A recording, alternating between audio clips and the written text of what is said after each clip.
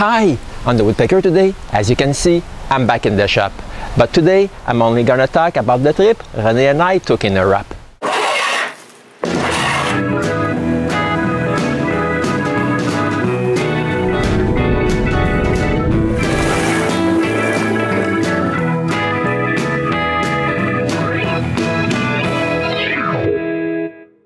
For those of you who are interested, this episode will be a summary of our trip to Europe. It was very special for Renée and me to cross the Atlantic Ocean because for both of us, it was our first time taking the plane. Someone was waiting for us as soon as we arrived. We were the guest of honor for several of our French viewers. On the same day, we went on a picnic at the Bois de Boulogne. One thing for sure, people were eager to meet us. On the next day, my parents and I visited Paris. We started with the Eiffel Tower. The view from up there is really special. It's at this moment that we really could see the level of the water from the Seine River. While my mother and I were taking selfies, my father was having a conversation with our private guide. We went down and walked to the Arc of Triumph. One thing we noticed is you can easily find statues in Paris. They are everywhere. We kept on walking from the Avenue des Champs-Élysées up to the Place de la Concorde, where we found the prettiest fountain we have seen so far. Unfortunately, many fountains were empty. We thought it was because of the flood. We walked through the Jardin des Tuileries, where we saw a lot of pretty statues, and ended up in front of the Louvre Museum. On that day, we walked for about 8 hours. The next day, we visited the catacombs. It's very odd to see all those bones together. They belong to over 6 million people buried in several cemeteries and were transferred into a network of tunnels from a former quarry. After that, to change the mood, we went to visit the Pont Neuf, which in reality is Paris' oldest bridge. In case you were wondering, no, my parents didn't put a lock on the bridge even though they were celebrating their 29th wedding anniversary the day before. Next, we visited the Notre-Dame de Paris Cathedral. We couldn't visit Paris without seeing it. On the next day, we went to get the car that my parents would be using for the rest of their trip, and we left Paris for Pierrefonds. Yes, the same castle of Pierrefonds, which was used in Merlin, the TV show. It was special to see all the things that you see on the television, but for real. Of course, my dad was complaining all the time that there weren't many things made out of wood, but for myself, I had a good time.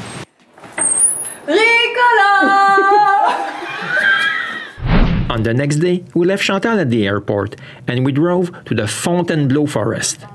It was a beautiful place, and as a bonus, our personal guide was a real guide who works there part-time.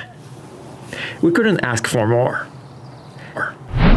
The next day, we left Fontainebleau for Blois, and we visited the castle.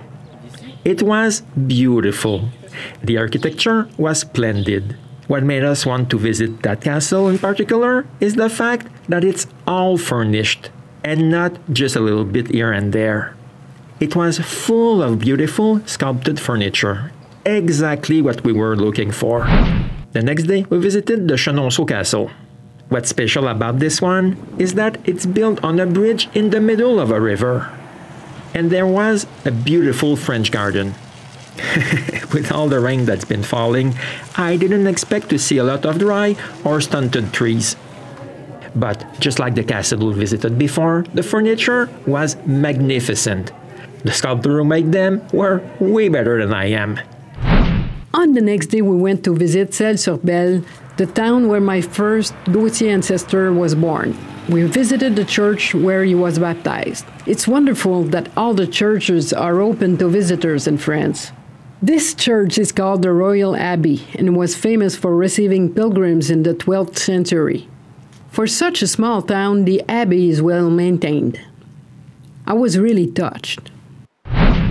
Then we continued to the town of La Rochelle, where the French people departed for New France in the olden days.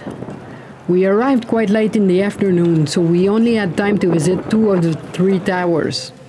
Alain was really happy to see that the roof structures were made out of wood. The second tower held an exhibit about the people who left for New France, and it's there that I found the register for the baptism of my first ancestor. The next day, we went to Nantes, where we visited the castle of Anne de Bretagne. Well, it was more like a museum about the history of the town.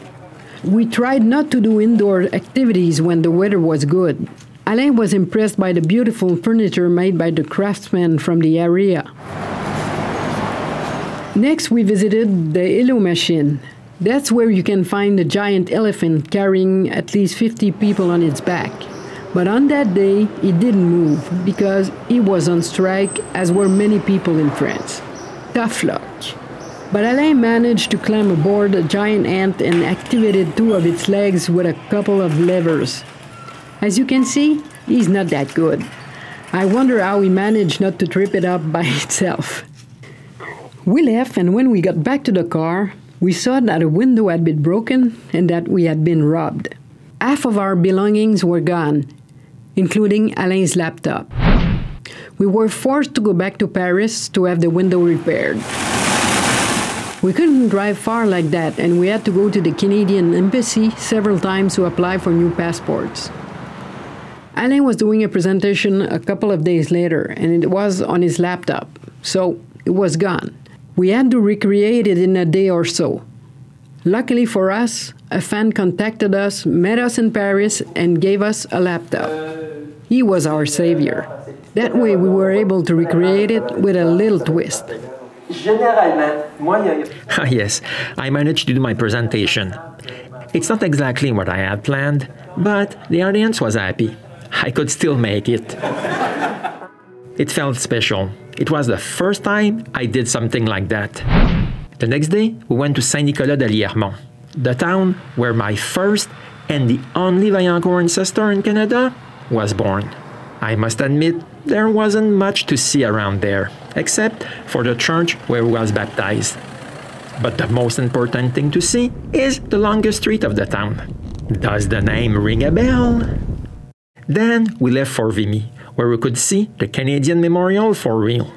I say real because every single time you use a $20 bill to pay for something, you can see it on the back. It's gigantic and pretty impressive.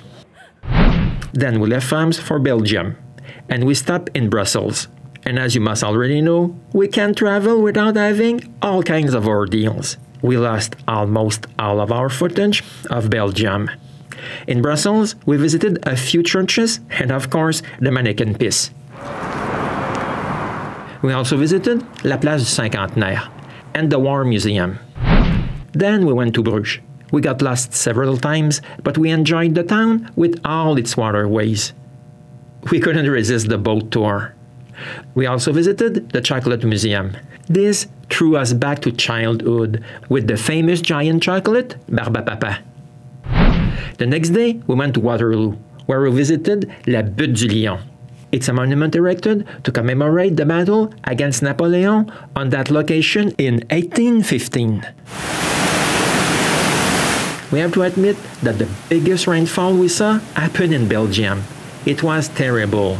The rain, the hail, the lightning, all dressed like we say at home. Then we left Belgium to come back to France in the town of Metz, where we visited the cathedral. It's very impressive to see all those stone sculptures on the walls. We took a long walk downtown. It's always fun to see other things than churches. But I'm not sure the mud would like to kayak in those waterfalls. Next, we went to Strasbourg.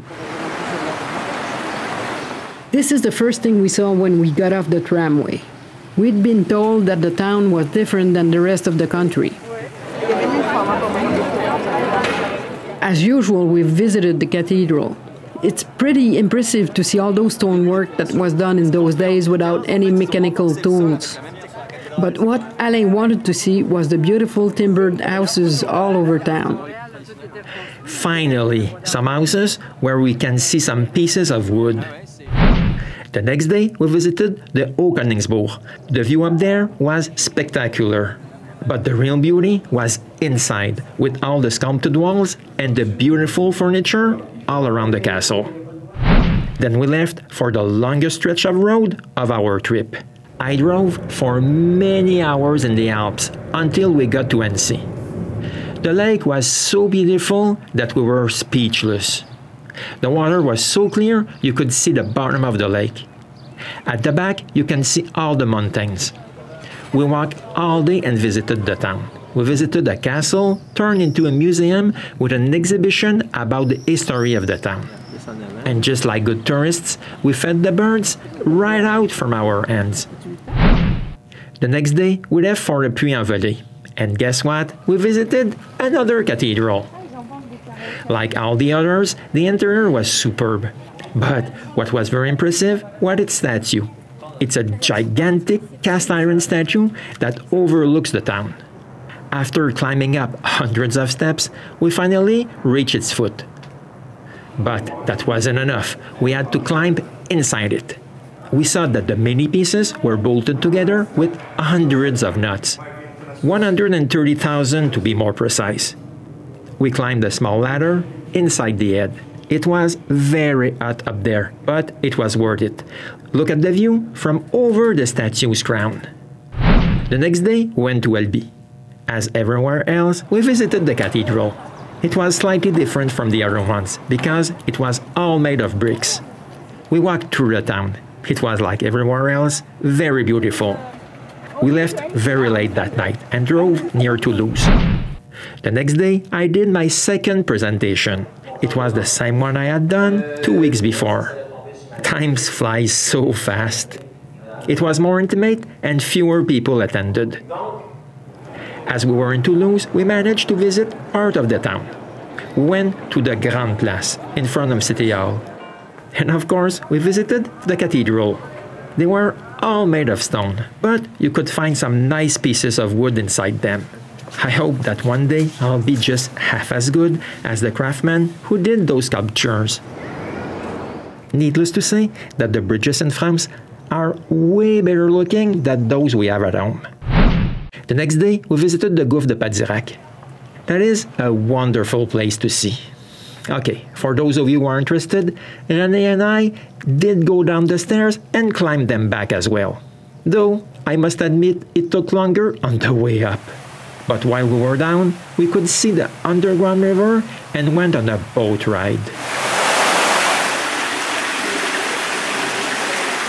After that visit, we had some time left on our hands, so we went to the Castelnau-Bretonneux castle. I liked it a lot. From the top of the castle, you could see the whole area. But what I enjoyed the most was the beautiful collection of furniture in the different rooms. On the next day, we went to visit Carcassonne. It was very strange to see the medieval city walls sticking out of the mountain in the middle of the town. The place was restored and is very well maintained. Everything is made out of stones, but Alain found out that the structures of the roofs are made of wood, and I mean with big beams. We still had time left, so we went to the Mediterranean Sea. It was the first time we ever saw it, so Alain took the opportunity to dip his feet into it. I followed pretty soon. After drying our feet, we went back to Toulouse for our departure.